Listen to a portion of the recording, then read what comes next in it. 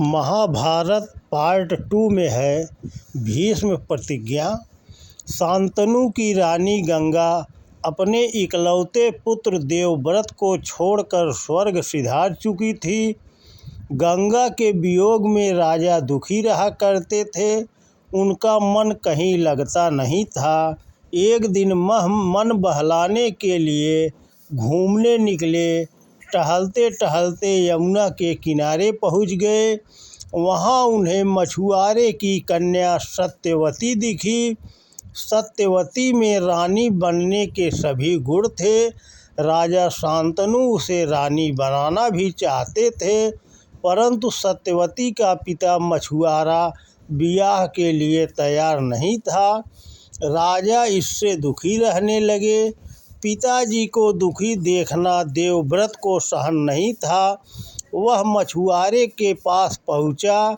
सत्यवती के विवाह की बात उठी तो मछुआरा बोला, राजकुमार, यह विवाह नहीं होगा, क्योंकि मेरी लड़की तो कहने भर को रानी रहेगी।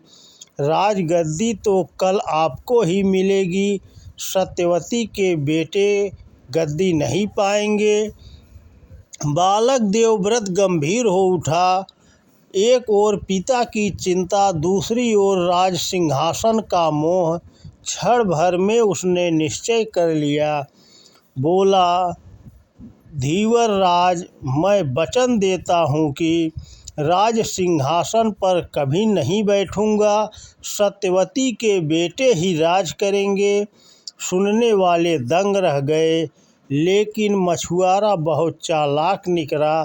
तुरंत बोला, सो तो ठीक है राजकुमार, गद्दी तुम्हें नहीं चाहिए, लेकिन तुम्हारे बेटे तो राजा बन सकते हैं। यदि वे सत्यवती के बेटों को राज देने से इनकार कर दें तो। पितृभक्त राजकुमार देवव्रत का चेहरा तमतमा उठा। पलक मारते उन्होंने ब्रज निश्चय कर गर्जन किया, माँ गंगा की शपथ लेकर प्रतिज्ञा करता हूँ कि विवाह ही नहीं करूँगा, जीवन भर ब्रह्मचारी रहूँगा। फिर मेरे बेटे कहाँ और राज के लिए झगड़ा कैसा। सुनने वाले सन्न रह गए। बालक देवव्रत की प्रतिज्ञा बड़ी भीष्म थी। तभी से देवव्रत का नाम भीष्म पड़ गया। राजा शांतनु का विवाह हो गया। सत्यवती रानी बनकर राजमहल में रहने लगी। सत्यवती के 2 बेटे हुए, चित्रांगद और विचित्रवीर, किंतु दोनों निसंतान मर गए। गद्दी सूनी हो गई। सत्यवती ने भीष्म से राज सिंहासन पर बैठने का आग्रह किया। भीष्म ने अपना वज्र निश्चय दोहराया, सूर्य और चंद्रमा अपना स्थान छोड़ दे, किंतु मैं अपनी बात से नहीं टलूँगा। निराश सत्यवती ने अपने पहले पुत्र व्यास को याद किया। वे आ पहुँचे। सत्यवती ने उनसे भी गद्दी संभालने के लिए कहा तो व्यास जी बोले, माँ, मैं तो बचपन से ही दुनिया से दूर हूँ, मुझे अब इस झंझट में मत बांधो, लेकिन हाँ, मैं तुम्हारी चिंता अवश्य दूर कर दूंगा।